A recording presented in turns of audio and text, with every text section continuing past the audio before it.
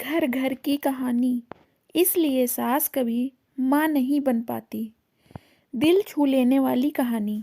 रचना की शादी को कई साल हो गए थे। सब बढ़िया था। छोटी बहू होते हुए भी वो बड़ी बहू का हर फर्ज निभाती थी, क्योंकि बड़ी बहू तो आते ही अलग हो गई थी।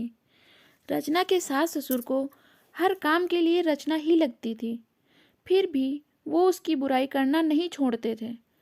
और सबसे बड़ी बात तो ये थी, वो बुराई भी अक्सर उसके ही परिवार वालों से करते थे, जो रचना को बचपन से जानते हो, या फिर रचना की सहेलियों से, या खुद के मायके वालों से। पहली बार जब शादी के बाद रचना की दोस्त आई तो सासू माँ ने उससे ही रचना की बुराई करना शुरू कर दी। जब रचना को पता चला तो उसने अपने पति नीलेश से कहा, माँ जी को समझाने के लिए कहा, कम से कम जो लोग उसे जानते हैं उनसे तो उसकी बुराई ना करें, जग हंसाई तो ना करवाएं। पर उन्होंने ना सुनी, बल्कि और ये आदत ही बन गई थी। आजकल तो अक्सर ये कहती कि रचना तुम पहले से ये काम अच्छा करती थी, अब नहीं करती हो, फिर भले ही वो कोई भी काम हो।